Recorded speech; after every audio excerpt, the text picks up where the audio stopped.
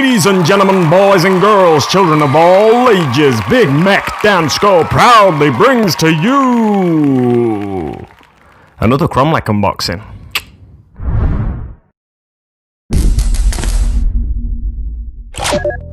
That's right guys, I'm going to be showing you today a second Kromlech item or items.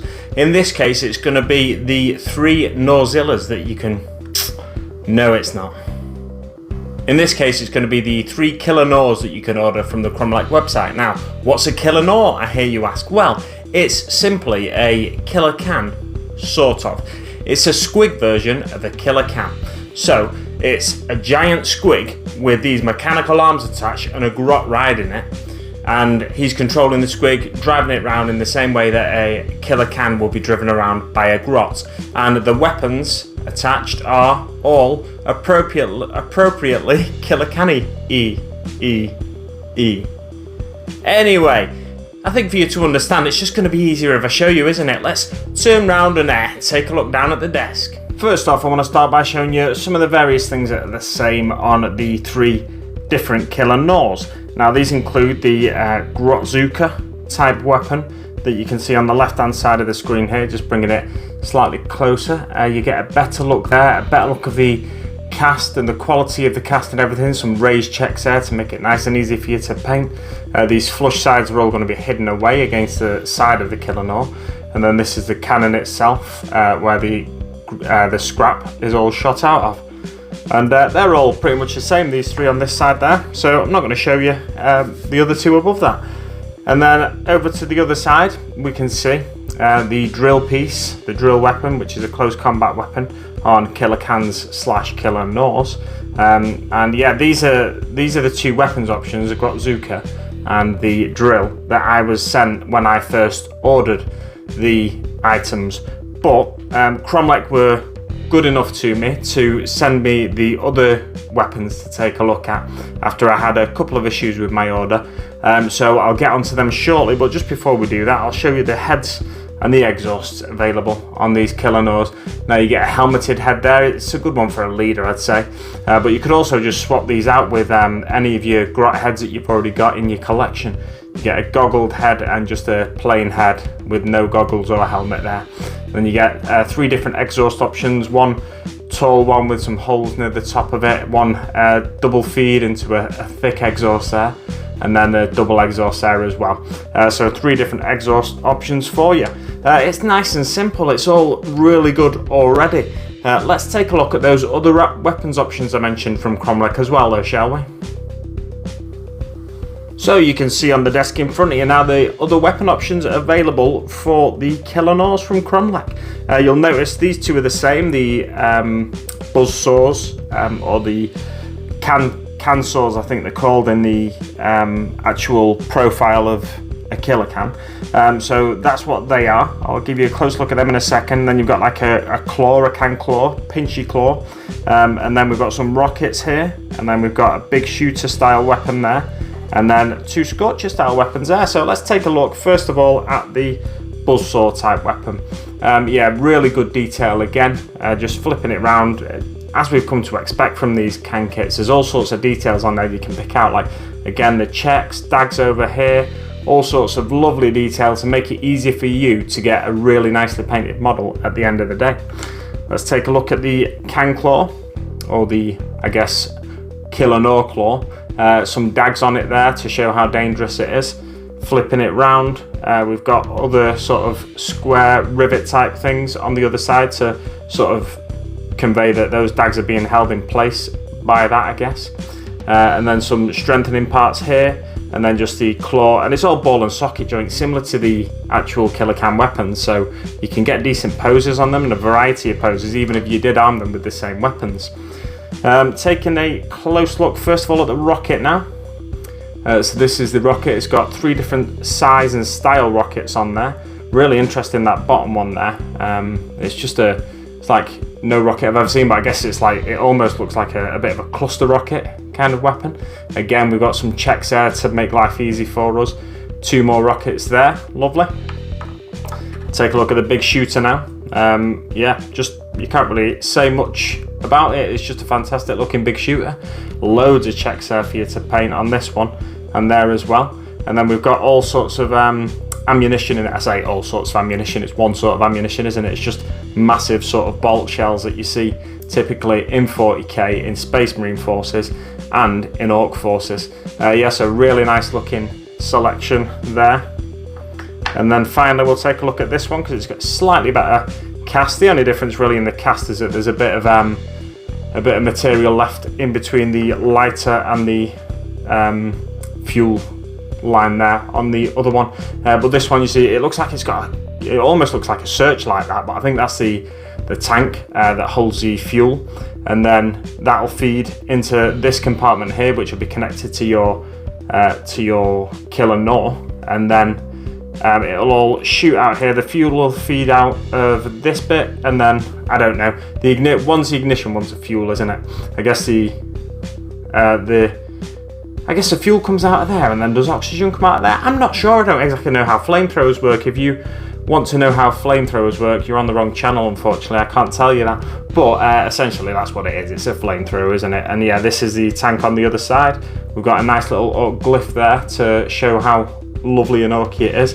And this is probably a personal favourite of mine, the flamethrower version.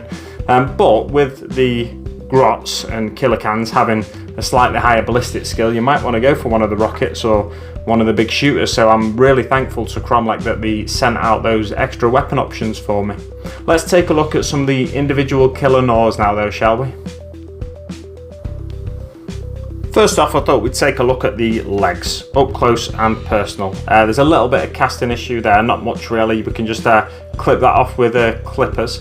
You can see where it joins to the gate there, but it's not too thick that it's going to be a problem really. But yeah, looking at the legs, there's all musculature on the legs, all claws, appropriately stretched skin between the toes, and various good bits there. Onto the other leg, there's a little bit of a mould line going up the back of this leg, but it's not too bad, nothing we can't deal with a mould line remover. I've found as well, I've started cleaning up the Nawzilla miniature, and I found that the mould line remover, the Citadel one, works really well on this resin. It just takes all the mould lines off with such ease, it's ridiculous. It's like they were made for each other, but obviously Kromlech is a separate company, they weren't quite made for each other. Lovely set of legs there. Let's look at this set of legs as well. All knobbly bits around here, almost as if feathers were to sprout from these knobbly bits potentially. And then again, wrinkled skin and stretched skin around the toes, where the toes are sort of splayed out there like a bird's toes almost. And again on this one, some fantastic looking sort of just texture, almost like scale-like texture on this one. There's a ring through the skin on here, and turning it around, we've got that similar sort of scale-like texture, stretched toes, lovely. And then you'll have noticed there's two face bits on these as well. So we've got one face bit here with a half plated face, and then a mechanical eye there. So obviously the squig, or the Killa Gnaw, has had his eye poked out at some point.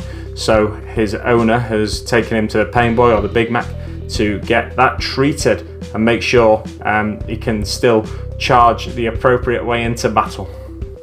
Taking a closer look at this one, it's a fantastic looking head, this one, with the horn coming through between the eyes there. Almost looks very similar to the Nawzilla in that regard.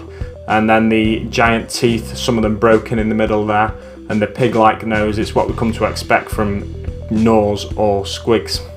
You can see in front of you now the final piece of the puzzle, the actual body of each of the Killa Gnaws. I'll bring these up to the camera closely one by one. You can see the wrinkles in the tail of the skin there, where the tail sort of turns to the back right of the miniature. And yeah, the wrinkles there look fantastic. Looking at the lower jaw, it's all reinforced with metal plating again, to give it that sort of killer can feel almost. And then looking at the rider on top, he's got two joysticks, or control sticks I guess, that he's got his hands a tight grip on them. And then there's checks on this segment here, and all this different metal work to give you lots of opportunity to make it look as mechanically advanced as you like for your orcs, or rusted up like a lot of people like to paint orcs. We can see here inside this tongue has been split at some point. He's probably bitten it himself with his massive metal teeth that they've riveted onto the front of the miniature there, and he's probably bit it in half, and then it's been stitched up or stapled up by the Pain Boy or the Mek. And then again, he's got an uvula just like the Killa Gnaw, or rather the Gnawzilla. Fantastic texture all over the skin, as you can see, and then this ring to give it a little bit of an extra thwack with his tail. Taking a look at the next one now. This one's slightly different. He's got horns coming up through his tail, or spines, I guess you'd say. Turning it round, well, I won't turn it around just yet. He's got a strap going under his jaw, this one, and it's more of a complete jaw, this one as well, so it's more biological jaw rather than mechanical jaw. You see the texture on the feet of the grot riding him. Turning it round, there's a little bit of like a vent almost there, I guess it looks like. Maybe he overheats, this particular gnaw, and he needs that venting to cool his brain down or something. Yeah, you can see all these pipes, the different lovely textures on there. There's sort of an ablative armour look to the back of this fella, similar again to the armour on the Gnawzilla, and a ring on the tail there just to rein him in, and maybe connect a chain to that and drive it into the ground so he doesn't run off when the grots are getting a bit of kip. Fantastic texture on the tongue as well.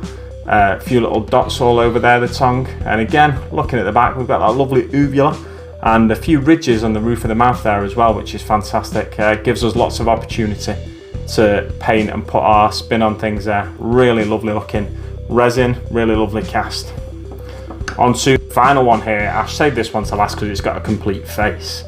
So turning it to you, you can just look how fantastic looking that face is.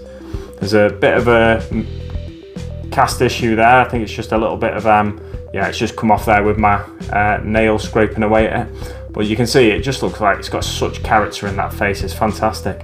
This one, the jaw isn't open, so you can't see the tongue inside or the uvula, which I like to point out for some reason.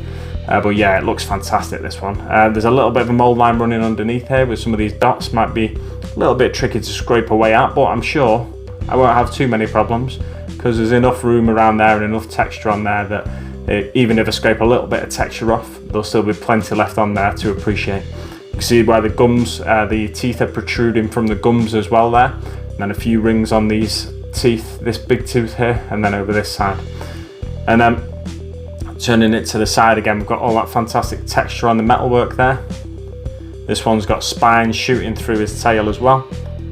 Turning it round to the other side, we get just as much detail on the other side, and he's got an ear protruding from between all the metalwork and the armour plates there, so really interesting looking fella, this one. And then you can see where it's just riveted, all the metalwork and the harness is riveted to his head, the gnaw's head, or I guess it's a head, a body, it's all one with a gnaw or a squig, isn't it?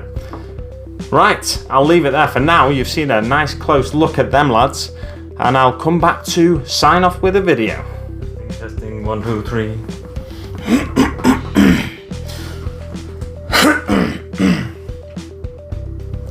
So, there you have it guys, another October unboxing, although I suppose technically it's actually November now. So, another Orc unboxing for you. That was a Kromlech Orc unboxing. And if you've not already taken the plunge with Kromlech, I definitely recommend you give them a try because some of their products are fantastic. And even if you're not into Orcs, they do have other ranges available as well. I'm not too familiar with them myself, but until I ordered these Orcs, I wasn't too familiar with their Orc products myself. So, like I said, be like me, give it a try. Try Kromlech's products because they're fantastic and their customer service is too. I suppose the only thing I've got left to do is round up the video. If you'd like to help support the channel, you can do so by checking the link in the description below, or here to my Patreon. And there's a few videos here for you to check out as well at your leisure. You can check me out on Instagram and Facebook as well. Big Mek Danskull, search them, I'm sure you'll find me. Thanks very much for watching guys, and I'll see you on the battlefield.